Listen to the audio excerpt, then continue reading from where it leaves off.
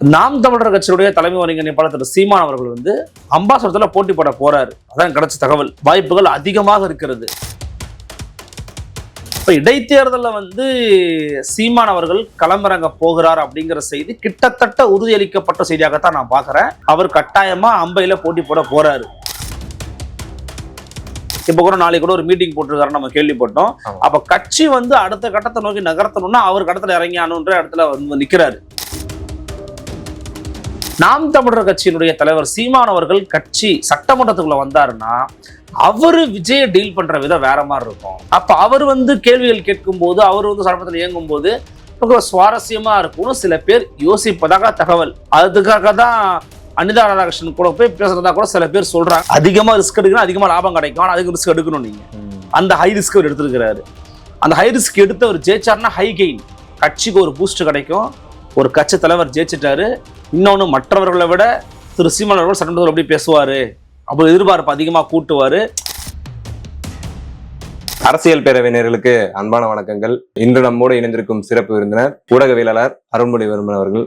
நான் வணக்கம். வணக்கம் தம்பி, எப்படி இருக்கீங்க? நல்லா இருக்கேன். நீங்க எப்படி இருக்கீங்க? நலமா இருக்கேன். நான் நேற்று முன்தினம் வந்து சீமான் அவர்கள் ஒரு திருமண விழாவில் வந்து கலந்துக்கிட்டாரு. அதுல ஸ்டாலின் அவர்கள் கூட பக்கத்துல அமர்ந்து சில விஷயங்கள் வந்து பகிர்ந்துக்கிட்டாங்க. அந்த திருமண விழாவில் கலந்து அவங்க பேசிக்கிட்ட விதத்தை வச்சு அரசியல்ல வந்து அவங்க 2 பேரும் கூட்டணி வைக்க போறாங்க அப்படிங்கிற மாதிரி தவறான ஒரு செய்தியை வந்து பரப்பிட்டு இருக்காங்க. இதை எப்படி பாக்குறீங்க நீங்க? இல்ல, இது தொடர்ச்சியா வந்து பரப்புபவருடைய உள்நோக்கம் வந்து நமக்கு தெரிஞ்ச ஒன்று தானே. இப்போ இது மாதிரி யாருக்கு தான் அவங்க பரப்பல. இப்போ இது எப்படி நம்ம பார்க்கணும் அப்படின்னா, யாரை போய் யார் சந்திச்சாலுமே அதுக்குள்ள ஒரு கூட்டணி கணக்குகள் இருக்கு, அதுக்குள்ள வந்து ஒரு அரசியல் அபிலாஷைகள் இருக்கு அப்படின்னு நம்ம வந்து பேசணும்னு நினைச்சா பேசிக்கிட்டே இருக்க வேண்டியதுதான். நிறைய பேர் அவர் மீட் பண்ணியிருக்கிறாரு. இதுக்கு முன்னாடி வந்து இப்போ ரஜினிகாந்த் அவர்களை போய் மீட் பண்ணாரு. அப்ப வந்து அவர் பிஜேபியோட ஒரு அலையன்ஸுக்கு போறாருலாம் சொன்னாங்க. அப்புறம் நிர்மலா சீதாராமன் யாரை மீட் பண்ணிட்டாரு, அவங்க சிஎம் ஆக சரின்னு சொல்லிட்டாங்க அப்படிலாம் சொன்னாங்க. அப்புறம் அண்ணாமலையோட ஒரு கூட்டத்தை ஒரு மேடையை பகிர்ந்துகிட்டாரு. அண்ணாமலை ஆரம்பிக்கிற ஆமா அது ஒண்ணு இல்லை. இன்னொன்னு வந்து SRM ஈவெண்ட்டை போய் கலந்துக்கிட்டாங்க. அதுலயும் வந்து பாத்தீங்கன்னா பேசியிருப்பாரு. தமிழ் தேசியம் குறித்து, இந்திய தேசியம் குறித்து அவர் பேசுவாரு. இப்போ இந்த மாதிரி ஒரு இடத்துல போய் கலந்துக்கிறதுனாலயே அப்படின்னா அது என்ன அர்த்தம்? இன்னொன்னு சொல்லவா, தமிழ் பேரரசு கட்சி ஒரு கட்சி வச்சிருக்கிறார் இயக்குனர் கௌதமன். அவருடைய மகள்கள் தான் எல்லாரும் போனாங்க. அந்த கட்சியில தலைவர் வந்து விழா நடத்துறாருன்றதுக்காக இவங்களாம் அந்த கட்சியை சேர்ந்துருவான்னு அர்த்தமா? இது மாதிரியான ஒரு வாதம் வந்து தொடர்ச்சியா வைப்பாங்க. அது காரணம் என்னவா இருக்குன்னா, அரசியல் சூழல் வந்து தாவேகாவுக்கு எதிராக ஒரு அலையன்ஸை வந்து கிரியேட் பண்றதுக்கு ட்ரை பண்றாங்கன்னு ரொம்ப நாளா ஒரு பேச்சு இருக்குது. இப்போதைக்கு அப்படியான ஒரு எண்ணம் வந்து திமுகவுக்கும் இல்லை, நாம் தமிழர் கட்சிக்கும் கிடையாதுன்னு நான் நினைக்கிறேன். இப்போ ஒரு பொது இடத்துல ஒரு பொது மேடையில அப்ப அங்க ஐயா வைக்க கூட தான் இருந்தாரு பக்கத்துல. கண்டிப்பா அவர் வந்து சீமான் கிட்ட பேசுறாருன்னா, சீமான் அவர்கள் வந்து கொஞ்சம் நல்லா பேசக்கூடிய ஒரு மனிதருங்க. நீங்க போய் உட்காந்தீங்கன்னா அவங்க கூட ஒரு 1/2 மணி நேரம் பேசுவாரு. நீங்க யாரு, என்ன ஊரு, தம்பி என்ன பண்றீங்க, உன் பின்னணி என்ன, உன் ஐடியாலஜி என்னெல்லாம் கேட்பாரு. அவர் ரொம்ப இயல்பான யதார்த்தமான ஒரு ஆள். அப்படி இருக்கும்போது முன்னாள் முதலமைச்சர் வர்றாரு, திமுகவின் தலைவர் வர்றாரு, ரொம்ப உடம்பு எப்படி இருக்கு, என்ன ஏதுன்னு கேட்கத்தான் செய்வாங்க. அப்போ இது ஒரு சாதாரணமான விஷயமா தான் நான் பாக்குறேன். இதை அடிப்படையா வச்சு நான் ஒண்ணு சொல்லவா, இந்த கூட்டணி வைக்கணும், காசு வாங்கணும், காசு கொடுக்கணும், அப்புறம் ஏதாவது அரசியல் டீலிங் பேசணும்னா யாராவது பொதுப்பட இப்படி பேசுவாங்களா? யாராவது பேசுவாங்களா? முட்டாள் கூட அதை பண்ண மாட்டான். அப்புறம் எப்படி வந்து ஒரு அரசியல் தலைவர்கள் பண்ணுவாங்களா? 2 பேருமே ஒரு முக்கியமான கட்சியின் தலைவர்களா இருக்கிறாங்கன்னும் போது பொது வெளியில வாங்க நம்ம டீலிங் பேசுவோம் சொல்லுங்க அப்படின்னு பேசுவாங்களா? இது வந்து பேசுறவங்க பேசியதான் தம்பி இருப்பாங்க. ஒரு பொது நிகழ்ச்சி. இன்னொன்னு, அதுக்கு முன்பாகவே ஒரு பல இடத்துல பேசியிருக்கிறாரு.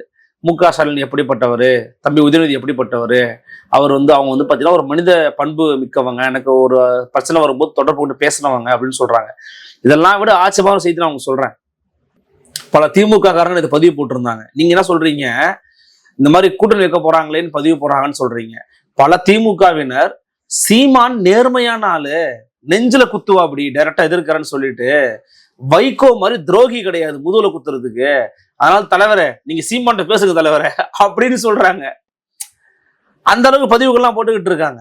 அந்த விஷயத்த பொறுத்த வரைக்கும் நம்ம பார்க்கும்போது அது ஒரு பொது நிகழ்ச்சி. ஒரு இடத்துல கலந்துக்கிறாங்க, சந்திக்கிறாங்க, பேசுறாங்க, சாதாரணமான நிகழ்வு. இது ஏன் இப்ப பேசுபொருளா மாறுதுன்னு கேட்டீங்கன்னா அதுக்கு ஒரு காரணம் இருக்கு. அது வரப்போற இடைத்தேர்தல் தான். இப்ப இடைத்தேர்தல்ல வந்து சீமான் அவர்கள் களமிறங்க போகிறார் அப்படிங்கிற செய்தி கிட்டத்தட்ட உறுதியளிக்கப்பட்ட செய்தியாகத்தான் நான் பாக்குறேன். அவர் கட்டாயமா அம்பையில போட்டி போட போறாரு. ஒருவேளை Confirm ஆயிருக்கானா? ஆமா, எனக்கு வந்த தகவல் அடிப்படையில ம். அம்பாசடர் ஒரு போட்டி போட்டாரு அப்படின்னா அங்க வந்து அவர் கடுமையான ஒரு வேலைகளை பார்க்க வேண்டிய ஒரு விஷயத்துக்கு வந்து கட்சியை வந்து அடுத்த கட்டத்தை நோக்கி நகர்த்தணும் அப்படிங்கிறனால பண்ணுவாரு. இப்ப கூட நாளைக்கு கூட ஒரு மீட்டிங் போட்டிருக்காரு, நம்ம கேள்விப்பட்டோம். ஆமா. அப்ப கட்சி வந்து அடுத்த கட்டத்தை நோக்கி நகர்த்தணும்னா அவர் கடத்துல இறங்கி ஆனுன்ற இடத்துல வந்து நிக்கிறாரு. அதை பத்தி கூட பேசிருக்கலாம். என்னப்பா நீங்க களத்துல இறங்குறீங்களாமே, வாழ்த்துக்கள்ப்பா, பாருங்கப்பா, அப்ப கூட பேசிருக்கலாமே. இப்ப என்னன்னா பொது வேட்பாளரா அவர் களமிறக்குறாங்க அப்படிங்கிற ஒரு செய்தியை சில பேர் சொல்றாங்க. ம். அப்படி சொன்னா, அப்படி நடந்துச்சுன்னா அது வந்து எப்படி சரியா இருக்க முடியும்? திமுகவும் அதிமுகவும் ஏத்துக்கிட்டு நாங்க சீமான வேட்பாளரா நிப்பாட்டுறோம்னு சொன்னாங்கன்னா அது இவங்களுடைய திராவிட எதிர்ப்புக்கே வந்து அது வேலை இல்லாம நிறுத்து போயிரும்ல. அப்ப அதை பண்ண மாட்டாரு, சீமான் அதை விரும்பவும் மாட்டாருன்னு நினைக்கிறேன். அவங்களும் போட்டி போடலாம். அல்லது சில பேர் வந்து இப்போ அதிமுக எல்லாம் பாத்தீங்கன்னா ஒரு முறை எடுத்தது நடந்துச்சு. இப்போ அண்மையில கூட நாங்க விலகிக்கிறோம்ட்டாங்க, ம். நாங்க கலந்துக்கலங்க, நாங்களுக்கு வேணாங்கன்னாங்க. அந்த மாதிரி சில பேர் விலகலாம், சொல்ல முடியாது. இவ்வளவு எங்க திருச்சி கிழக்குல ஸ்டாலின் கூட போட்டி போடுவாருன்னு சொல்றாங்க. ஆமா. ஏன்னா திருச்சி கிழக்குல விஜயதான ஜெயிச்சாரு, நம்ம தலைவர் போட்டி போடட்டும் அப்படின்னு சில பேர் சொல்றாங்க. அவரு போட்டி போட்டா என்ன தப்பு? இப்ப யார் வேணா எங்க வேணா போட்டி போடலாம். தமிழ்நாட்டுக்குள்ள தமிழர்களா, தமிழ் பிரச்சனைங்கிறது அங்க வேணா போய் போட்டி போடலாம். அப்படி பார்க்கும்போது எனக்கு தெரிஞ்சு என்ன அப்படின்னா, நாம் தமிழர் கட்சியுடைய தலைமை ஒருங்கிணைப்பாளர் திரு சீமான் அவர்கள் வந்து அம்பாசடத்துல போட்டி போட போறாரு. அதான் கிடைச்ச தகவல். வாய்ப்புகள் அதிகமாக இருக்கிறது. அதே சமயத்துல திமுகவையும் அட்டாக் பண்ணுவாரு, தாவேகாவையும் அட்டாக் பண்ணுவாரு. இதுல என்ன ஒரு சாஃப்ட் டீலிங் திமுக பண்ணுது அப்படின்னா, அதுல ஒரு எண்ணம் இருக்கு அவங்களுக்கு அப்படின்னா, நாம் தமிழர் கட்சியினுடைய தலைவர் சீமான் அவர்கள் கட்சி சட்டமன்றத்துக்குள்ள வந்தாருன்னா அவரு விஜய டீல் பண்ற விதம் வேற மாதிரி இருக்கும். ம்.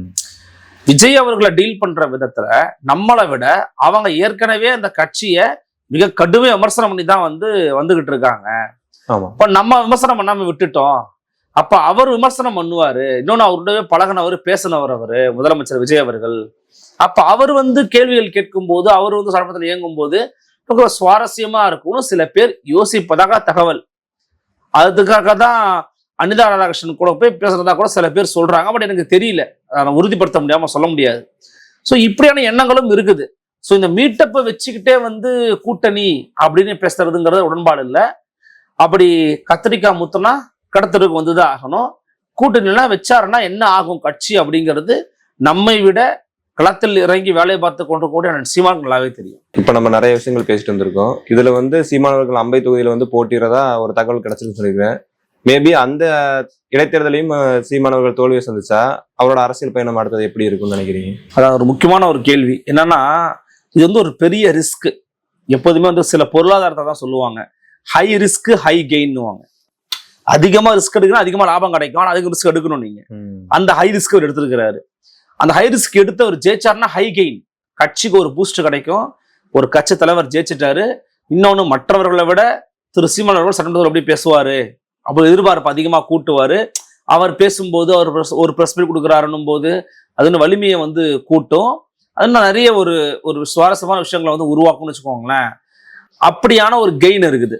ஒரு வேலை கெடுவாய்ப்பா மீண்டும் ஒரு தோல்வி, ஏன் மீண்டும் பயன்படுத்துறேன்னா அவங்க தோல்வியை சந்திச்சுட்டே வராங்க அடிக்கடி அப்படிங்கிறதுனால சொல்றேன். தோல்வி அடைஞ்சிட்டாங்க அப்படின்னா அது வந்து ஒரு ஹை ரிஸ்க் எடுத்து ஒரு ரொம்ப பின்னடை நோக்கி நகர்ந்துடும். ஏன்னா அவருடைய தோல்வி, மற்றவர்கள் போட்டி போட்டு தோத்தாங்கன்னா கூட கட்சிக்காரங்களுக்கு என்ன ஆகும்னா சரி வழக்கமான ஒண்ணுன்னு போயிடும். ஆனால் திரு சீமான் அவருடைய தோல்வி அப்படிங்கிறது அது அப்படியான ஒரு காயமா, அது ரொம்ப ஒரு ஆழமான வடுவா மாறிடும். என்னடா போன முறையும் அண்ணன் நின்னாரு, இந்த முறை அண்ணன் நின்னாரு, எடுத்ததுலையும் நின்னாரு, தோத்துட்டாரு அப்படிங்கிற ஒரு ஆழமான காயமா மாறும். அப்படி ஆழமான காயமாக மாறக்கூடாது அப்படின்னா அவர் மிக கடுமையான ஒரு வேலையை செஞ்சாகணும். இந்நேரத்துல அம்பசமுத்திரமே அலங்கோல எப்படி சொல்ல அல்லோல கல்லோலம் படணும். இப்போ நாம் தமிழர் கட்சிக்காரங்களால எல்லா இடத்துக்கும் போகணும், போஸ்டர் ஒட்டணும், துண்டறிக்கை கொடுக்கணும், கிரவுண்ட்ல இறங்கி வேலை பார்க்கணும். அதுக்கான வேலைகளை இப்பவே ஆரம்பிக்கணும். இன்னொன்னு அங்க இருந்து மாறி போன அதிமுக காரங்களை போட்டு வெளுக்கணும். பாருங்க, மக்கள் பணத்தை சூறையாடி கொள்ளையடிக்கிறதுக்காக அங்க போய் சேர்ந்து இருக்கிறாங்கன்னு சொல்லி அம்பலப்படுத்தணும் அவங்க. இன்னைக்கு ஒரு செய்தி ஒண்ணு பார்த்தேன், ரொம்ப மகிழ்ச்சியான செய்தி. உறுதியா இருந்துச்சுன்னா மதிமுக சீர்காழி எம்எல்ஏ இருக்காருல்ல செந்தில் செல்வன், அவர் நான் விலக மாட்டேன்னு சொல்றாராம். ஏன்னா இப்ப மதிமுகவோட பொதுக்குழு கூட்டத்தை நாளைக்கு கூட்ட போறாங்க. நீங்க பாத்திருப்பீங்கல்ல, திமுகவோட ஒரு இதே மாதிரி திமுகவோட ஒரு திருமண விழா, அதுக்கு ஆராசா போயிருக்கிறாரு. ஒருத்தர் சொல்றாரு நான் பொதுக்குழு கூட்டி மீட்டிங் போட போறேன்னு. கலைஞர் அரங்கத்துக்குள்ளேயே அவங்க கட்சியே அடைஞ்சு போயிடும். இவர் பொதுக்குழு கூட்டுறாராமா. யார சொல்றாரு? ஐயா வைகோ தான் சொல்றாரு. அவர் என்ன சொல்றாரு? எதுக்கும் உதவாத கட்சிகள் 8 சீட்டு, எவனுக்கும் ஒண்ணுத்துக்கு ஆகாதெல்லாம் 10 சீட்டு ஒரு ராஜ்யசபா. யார? விசிகாவையும் தேமுதிகவையும் கலாய்கிறாரு. ஏன்? விஜய் கூட போறாரு ஐயா வைகோ. அதனாலதான் திராவிட இயக்கத்தின் போர்வால் நடிப்பு உலகத்தினுடைய உச்ச நட்சத்திரமாக இருந்தவர் தற்போது முதலமைச்சரோட போய் சென்றடைந்து தன்னை சரணாகதி அழைத்துக் கொள்ள போகிறார். அதனால அவர் வைகோ போறாரு. விடுங்க. என்னன்னா அந்த கட்சியில ஒரு மானஸ்தா இருக்கிறான். அவர் சொல்லிட்டாரு, நான் அவங்க கட்சியிலே இல்லை, ஏன்னா நான் உதயசூரன் நின்று தான் நான் வந்து ஜெயிச்சேன், அடிப்படை உறுப்பினர் வந்து ராஜாராம் தான் நாங்க போயிருக்கிறேன், நான் பண்ண முடியாது போயா அப்படின்ட்டாருன்னு ஒரு செய்தி ஒண்ணு இருக்குது. அந்த மானஸ்த நெஞ்சில துணிவு இருக்கிறவன், வீரம் இருக்கிறவன். ஏன் இடைத்தேர்தல் உருவாக்கணும்? செயற்கையாக ஒரு இடைத்தேர்தலை உருவாக்குவது என்பதை போன்றதால ஒரு மோசமான ஒரு சூழல் எங்கேயாச்சும் இருக்கா? நீங்க பார்த்திருக்கீங்களா? இப்ப நடக்க போற திருச்சி கிழக்க தவிர மிச்ச எல்லா இடைத்தேர்தலும் எதுக்காக உருவாக்கப்பட்டுச்சு? பதவி ஆசை, பணத்தாசை, சுகபோக வாழ்க்கை, இவற்றுக்காக உருவாக்கப்பட்டது இடைத்தேர்தல். தூய சக்தி தானே பேசுனீங்க நீங்க. இப்போ ஒரு செய்தி வந்துகிட்டு இருக்குங்க, இது ஒன்றும் நடக்கலைங்க. அண்ணா சொல்றாங்க, விஜயபாஸ்கர் உங்களோட கட்சியில சேர்ந்தாருன்னா நீங்க தாங்க இருக்கிறதுல மிகப்பெரிய வாஷிங் மிஷின். தாவேக்காவை தான் சொல்றேன், நீங்க தான் மிகப்பெரிய வாஷிங் மிஷின். யார் வேணா வா, நான் உன்னை வெள்ளையாக்கிடுவான்னு என்ன அர்த்தம்? அவர் மேல சிபிஐ வழக்கு நடந்துகிட்டு இருக்கு. குட்கா விஜயபாஸ்கர்னு அவர் மேல விமர்சனமே இருக்குது. நீங்க என்னன்னா அவர் கட்சி சத்துக்கு போறேன்னு சொல்றீங்க. இதுங்க தூய சக்தியா மாறுவீங்களா? நீங்க தூய சக்தி இப்படி இருக்கக்கூடாது. உண்மையிலேயே தூய்மையா இருக்கணும், உண்மையிலேயே வெண்மையா இருக்கணும். ஏன் வேற ஆளே இல்லையா? புதுக்கோட்டை வேற ஆளே இல்லைனா உங்க கட்சிக்காக உழைச்சவனே இல்லை, உங்க கட்சி கொடி பிடிச்ச தொண்டன் இல்லை, தாவக கொடியை பிடிக்கலையாவணும், தாவக வேலை பார்க்கல, ரசிகர் மன்றத்துல வேலை பார்க்கல புதுக்கோட்டையில. ஏன் பர்வேஸ் அமைச்சர் பர்வேஸ் அந்த ஏறதான் சொல்றாங்க. அவர்கிட்ட சொன்னீங்கன்னா இன்னொரு ஆளு காமிக்க போறோம், நிப்பாட்டுங்க, அங்கதான் ஆளை கூட்டுவாங்க. எதுக்கு அதிமுக கலந்து உங்களுக்கு ஒரு ஆளு? அப்ப இவரு அள்ளு சில்லுன்னு சொல்ல கட்சி தான் ஆளை கூட்டிக்கிறாரு, தீர்ந்து போன சக்திங்கிறாரு. அப்புறம் எதுக்கு நீங்க சேர்த்துக்கிறீங்க அங்க இருந்து? அப்போ இவரு தூய சக்தியா தன்னை மாத்திக்க பரவாயில்லன்னு தெரியல. அவரை சேர்த்தாருன்னா இவங்க தூய சக்தின்னு சொல்லவே கூடாது. அந்த கிரெடிட் அவங்க இழந்துருவாங்க. ஏற்கனவே இன்னொரு விஷயம் ஓடிக்கிட்டு இருக்கு. இப்ப தனியார் பள்ளியை பத்தி எல்லாம் பேசிட்டு இருக்காங்கல்ல, சில பேர் சொல்றாங்க, போன ஆட்சியில அதுக்கு முந்தின ஆட்சியிலையும் பள்ளிக்கல்வி துறையில் இருக்கும்போது நாங்க துட்டு கொடுத்துதாங்க ஸ்கூலுக்குலாம் அட்மிஷன் ஆகணும். ஞாபகம் இருக்கா அவங்களுக்கு? இப்ப சொல்லிட்டு இருக்காங்கல்ல. இப்ப போன ஆட்சி யார் பள்ளிக்கல்வி துறை அமைச்சர்? அன்பில் மகேஷ் பொய்யாமொழி. அதுக்கு முன்னாடி யாரு? நம்ம ஐயா செங்கோட்டையன். செங்கோட்டையன் அதிமுகவில் பள்ளிக்கல்வித்துறை அமைச்சராகும் போது துட்டு வாங்கினாரா இல்லையான்னு இப்ப நீங்க அவங்கள கேட்டீங்கன்னா அவங்க என்ன சொல்லுவாங்க? வாங்கினாருன்னு சொல்லுவாங்க. அப்ப அவர் தூய சக்தியா தீய சக்தியா? தீய சக்தி. அப்ப அவர் எப்படி உங்க கட்சியில அமைச்சரா இருக்கிறாரு? தெரியல. ஆனா நம்ம இவ்வளவு பேசுறோம்னா நம்ம மக்களுக்கு வந்து விழிப்பு ஏற்படுத்தணும்னு நினைக்கிறோம். ஆனா மக்கள் அதை ஏத்துக்கவே இல்லையே. எப்போதுமே உங்களுக்கு அது தெரிஞ்சது. அதுதான் தம்பி, எப்போதுமே மக்கள் ஒரு விஷயத்தை ஏத்துக்கலங்க, நம்ம அமைதியா இருப்போங்க அப்படி இருக்கிற வேண்டியவங்களுடைய வேலை ஊடகங்களோட வேலை கிடையாது. மக்கள் ஏத்துக்கிறாங்க, ஏத்துக்கல, நம்ம விஷயத்த நம்ம பேசிட்டு தான் இருப்போம். சில பேர் சொல்லுவான், என்னையா மக்களே ஏத்துக்கல பேசிக்கிட்டே இருக்காங்க. ஒரு நாள் ஏத்துப்பாங்க, ஒரு நாள் ஏத்துப்பாங்க. இப்ப அவங்களுக்கு புரியாது. குழந்தை சின்ன வயசுல தீய தொடாத, ரொம்ப நேரம் டிவி பார்க்காத, கெட்டதெல்லாம் எடுத்து சாப்பிடாத, கடதை எடுத்து சாப்பிடாதன்னு சொன்னா ஃபர்ஸ்ட் கேட்காது, எல்லாம் பண்ணும். அப்புறம் வாந்தி வரும், லூஸ் மோஷன் ஆகும், ஜுரம் வரும், வயிற்று வலி வரும், டாக்டர்கிட்ட போகணும், ஊசி போடணும், மருந்து கொடுப்பாங்க. அப்புறம் ரத்தத்துக்கு வளர்ந்துரும்ல, அப்பதான் தெரியும். அதுக்காக சொல்லாம இருக்கோமா? நம்ம எடுத்து சாப்பிடு, மருந்து சாப்பிடு சொல்லுவோமா? நம்ம தடுக்க தானே முயற்சி பண்ணுவோம். ஏன் தடுக்கிறோம்? பண்ணக்கூடாது நம்ம நினைக்கிறோம், தடுக்கிறோம். அது மாதிரிதான் இதுவும். தப்புன்னு தான் தட்டி கேட்கிறோம்ப்பா. இப்ப தாவேக்காமலே நிச்சயமா நமக்கு என்ன வன்மமா காழ்ப்புணர்வா? ஒண்ணும் கிடையாது. நமக்கு ஒரு வாய்க்கா தக்கறாரா? ஒண்ணும் கிடையாது. சார் தப்பா சார், கொஞ்சம் மாத்துங்க சார். பரந்தூர் சொன்னீங்க, கொஞ்சம் வந்து பார்த்துட்டு போங்க சார். தூய்மை பணியாளர்கள நீங்க வந்து தனியார் மயப்படுத்தாதீங்க சார், எல்லாம் சொல்றோம். பண்ணாருன்னா மகிழ்ச்சி, இல்லைன்னா ரொம்ப கஷ்டம். அப்போ இந்த மாதிரியான விஷயங்கள்ல தாவேக்காவை கேள்வி கேட்க சீமான் ஒரு சரியான ஆளுன்னு நாம் தமிழர் கட்சி நம்புறாங்க. ஏன் சார் திமுக காரங்களும் நம்புறாங்க. மேபி அவரை ஜெயிக்க இவங்கெல்லாம் வந்து ஏதோ ஒரு வகையில உதவி பண்ணாலும் பண்ணலாம், சொல்ல முடியாது. அது இவர் விரும்புறாரு விரும்பலங்க. ரெண்டாவதுங்க, சீமாக்கள் விரும்புறாரு விரும்பல, ஆனா அவங்க நினைச்சாங்கன்னா அதை பண்ணுவாங்க. ஆனா இன்னொரு பெர்ஸ்பெக்டிவ் நான் சொல்றேன், அப்படியே சீமானை திமுக ஜெயிக்க வைக்கணும், நாளைக்கு அவங்களுக்கு தலைவலியா மாற மாட்டாரா? கண்டிப்பா. தாவேகாவை பொழக்கிறவரு திமுக பொழக்க எவ்வளவு நேரம் ஆயிடும்?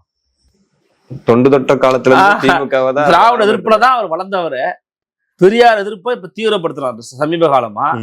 அப்ப திமுகவை அடிக்க எவ்வளவு நேரம் ஆயிடும்? அப்ப திமுக அதையும் யோசிப்பாங்க. அதான் சொல்றேனே, இது நாம் தமிழர் கட்சி எடுக்கிற தனிப்பட்ட முடிவு. அவங்க ட்ரை பண்ணணும்னு நினைக்கிறாங்க. அது சீமானுடைய வில் பவர். அது பார்ப்போம். தாவேக அரசு அமைஞ்சிருக்கு பாத்தீங்களா, அது கூட்டணி ஆட்சியா இல்லாம ஆதரவு கட்சியா தான் ஆட்சியை பிடிச்சிருக்காங்க. அதே மாதிரி சீமானவர்கள் பொது தேர்தல் நின்னாருன்னா, கூட்டணி இல்லாமயே திமுக அதிமுக கூட்டணி இல்லாமயே பொது தேர்தல் அந்த இடைத்தேர்தல்ல ஆதரவு மட்டும் கொடுத்தாங்கன்னா சீமானவர்கள் ஜெயிக்கிறதுக்கு வாய்ப்பு இருக்குங்க மாதிரி இன்னொரு நெரேட்டிவ் ஒன்று செட் பண்ணிட்டு இருக்காங்க. இதையும் எப்படி பாக்குறீங்க? இல்ல, நீங்க என்ன பண்ணாலுமே அது ஒரு கூட்டணி தானே தம்பி. இப்போ திமுக அதிமுகவோட கூட்டணி வைக்கிறதுக்காக பேசினாங்கன்னு ஒரு பிரச்சனை ஓடிக்கிட்டு இருக்குல்ல, இப்போ வரைக்கும் ஓடிக்கிட்டு இருக்காது. அந்த மர்மம் என்னங்கிறது இப்போ வரைக்கும் யாருக்கும் தெரியல. இந்த 4 நாள் மர்மங்கள் என்ன யாருக்கும் தெரியல. அப்போ அது ஏன் மர்மம் நம்ம பேசுறோம்னா, அப்படி ஒண்ணு வச்சாங்கன்னா அது நல்லா இருக்காது. அதிமுக ஆட்சி அமைப்பதற்கு திமுக உதவி செய்யும் அப்படின்னா அதுக்கு பேர் என்ன? வெளில இருந்து ஆதரவு கொடுங்க, கூட்டணியா வைங்க, எல்லாம் ஒண்ணுதானே. இப்ப வெளில இருந்து ஆதரவு கொடுக்குறாங்க சிபிஐ சிபிஎம், என்ன அர்த்தம்? தாவேகாவோட கிட்டத்தட்ட ஒரு கூட்டணிக்கு கிட்டத்தட்ட நெருக்கிட்டாங்க. இன்னும் நம்ம ஒண்ணுக்குள்ள ஒண்ணு ஒரு கோட்டு பக்கம் போல, 2 பக்கம் இப்படி நிக்கிறீங்க, உள்ள வரல, அவ்வளவுதான். அப்போ நீங்க அப்ப நாம் தமிழர் கட்சி ஜெயிப்பதற்கு வெளில இருந்து ஆதரவுன்னா அது கூட்டணி தான். அது மறைமுக கூட்டணி தானே. அப்படி ஒரு கூட்டணியை வச்சாரு அப்படின்னா, இப்ப அவரே சொன்ன மாதிரி தான், ஒரே ஒரு எம்எல்ஏ ஜெயிக்கிறதுக்காக அந்த கூட்டணியை வச்சு என்ன ஆக போகுது? கட்சியில எவ்வளவு பேர் இருக்காங்க, எவ்வளவு பேர் விஷயம் இருக்காங்க, நீங்க எவ்வளவு ரீதியா வளர்க்கணும்னு நினைக்கிறீங்க கட்சியை. ஒரே ஒரு இடைத்தேர்தலுடைய அற்ப வெற்றிக்காக திராவிட கட்சிகளோட கூட்டணிக்கு போடாருன்ற பேர் நாளைக்கு அவருக்கு வரும்னு அவருக்கு தெரியாதா? கண்டிப்பா. அப்ப அதுக்காக அப்படி பண்ண மாட்டாரு தான் நான் நினைக்கிறேன். அப்படி பண்ண வாய்ப்புகளே இல்லை. அப்படி பண்ணாருன்னா கிட்டத்தட்ட சூசைடல் அட்டெம்ப்ட் தான் அது. அதை பண்ண மாட்டாரு. மற்றவங்க போட்டி போடுவாங்களா போடணும்னு நமக்கு தெரியாது. இப்ப திமுக அதிமுக போட்டி போடுறாங்கன்னா நம்ம சொல்ல முடியாது, அவங்க ஏன் போட்டி போட நமக்கு தெரியாது. ஆனா இவரு அவங்க எல்லாரையும் திமுக அதிமுக தாவேகா பாஜக எல்லாம் விட்டுருங்க, இவங்க 3 பேரையும் அட்டாக் பண்ணி தான் நாம் தமிழர் கட்சியோட பரப்புரை இருக்கும் நான் நம்புறேன். அம்பாசமுத்திரம் தொகுதியை பொறுத்த வரைக்கும் கண்டிப்பாண்ணா. இதுக்கு முன்னாடி நம்ம பேசியிருந்தோம், சீமானவர்கள் ஸ்டாலின் அவர்களை மீட் பண்ணி பேசுறாங்கன்ட்டு. இது நாம் தமிழர் கட்சியில சார்ந்தவங்களுக்கே நிறைய பேருக்கு அது விருப்பம் இல்லாத ஒரு இதா இருக்கும். இது சீமானவர்கள் தவிர்த்தா கொஞ்சம் நல்லா இருக்கும் அப்படிங்கிற மாதிரி நிறைய பேர் சொல்றாங்க. உங்களோட கருத்து எப்படி இருக்கு? இல்ல, இது நீங்க சில விஷயம் தவிர்க்க முடியாது. அரசியல்ல சில விஷயம் தவிர்க்கவே முடியாது. இப்ப நீங்க ஒரு இடத்துல அமர்ந்துகிட்டு இருக்கீங்க, ஒரு பொது நிகழ்ச்சி, அந்த பொது நிகழ்ச்சிக்குள்ள ஒருத்தவங்க வராங்க அப்படின்னும் போது திருப்பி வச்சுட்டுலாம் போக முடியாது. கண்டிப்பா. இது ஒரு குடும்பத்துக்குள்ள இருக்கிற அக்கா தங்கச்சி சண்டை கிடையாது, அல்லது மாமச்சா சண்டை கிடையாது. இது ஒரு அரசியல் நாகரிகம், அரசியல் பண்பாடு. அதை தெரிஞ்ச யாருமே இந்த மாதிரிலாம் போகக்கூடாது, இந்த மாதிரிலாம் போய் பார்க்கக்கூடாதுன்னு சொல்ல மாட்டாங்க. ஏங்க, அவங்க குடும்பத்துல ஒரு இறப்பு நிகழ்வு ஏற்பட்டுச்சு, அதற்காக அவர் போனாரு. இதுல என்ன ஒரு பிரச்சனை இருக்குன்னாப்பா, இவங்க இப்படி ஊதி அந்த விஷயத்த பெருசாக்குறாங்க இல்லையா, அதுக்கு பதில் கொடுக்கக்கூடிய இடத்துல இருக்கக்கூடிய தோழர்கள் அதை சரியா அணுக மாட்டேங்கிறாங்களோன்ற சந்தேகம் இருக்குது. அது மாதிரிதான் போன வாட்டி பாத்தீங்கன்னா திமுகவுடைய முத்துனுடைய மறைவுக்கு அவர் போய் விசாரிச்சுட்டு வந்தாரு இல்லையா, அதை சரியா இவங்க ஹேண்டில் பண்ணல, டாக்கிள் பண்ணல. தாவேக்கா அதுல ஸ்கோர் பண்ணிட்டாங்க. கண்டிப்பா. அப்படி ஸ்கோர் பண்ணதால என்ன ஆயிடுச்சுன்னா, இவங்க திமுகவோட தான் இருக்காங்கன்ற ஒரு இமேஜ் அவங்க செட் பண்ணிட்டாங்க, பில்டு பண்ணிட்டாங்க. அப்போ நீங்க கரெக்டா அதை உடைக்கணும். அதுக்கப்புறம் எவ்வளவு திமுக எதிர்த்து பேசினாரு, அவருடைய பரப்பு கூட என்னென்ன பேசுறாரு நீங்க எடுத்து போடணும். 1.5 நிமிஷம் 2 நிமிஷம் நீங்க தாவேக்காவை போற போக்குல அட்டாக் பண்றீங்க. அதை மட்டுமே பாலிமர் போன்ற பெரிய தொலைக்காட்சி நிறுவனங்கள்லாம் பெருசாக்கி போடுறாங்க. ஆனா நீங்க திமுகவை திட்டுறீங்க 1 மணி நேரம், அவங்க போடவே மாட்டேங்கிறாங்க அப்படின்னா அப்போ உங்கள்கிட்ட தான் ஏதோ தவறு இருக்கு. அல்லது தவறு இந்த என்ன சொல்றேன்னா, உங்கள்கிட்ட அந்த கெப்பாபிலிட்டி நீங்க வளர்த்துக்கணும். நீங்க என்ன ஆன்டி டிஎம்கேல இருக்கிறீங்கிறத நீங்க தான் காமிக்கணும். ஏன்னா தமிழ்நாட்டை பொறுத்த வரைக்கும் ஒரே அரசியல் தான், திமுக எதிர்ப்பு அரசியல். அதை யார் சிறப்பா செய்றாங்களோ அவங்களுக்கு தான் ஓட்டுங்கிற மாதிரி. இன்னைக்கு தாவேக்கா அந்த இடத்துல ஜெயிச்சுட்டாங்க. இப்போ தாவேக்கா எதிர்ப்பு அரசியல் அப்படிங்கிறத தாண்டி, திமுக எதிர்ப்பு அரசியல் அப்படிங்கிறத தாண்டி தாவேக்கா எதிர்ப்பு அரசியல் இப்ப யார் செய்யறாங்களோ அவங்க தான் மக்கள்ல நிக்க முடியும். ஓகே, நான் பொறுத்திருந்து பார்ப்போம் அடுத்த இடைத்தேர்தல் எப்படி மூவ் ஆகுதுன்ட்டு. நன்றிண்ணா. நன்றிப்பா.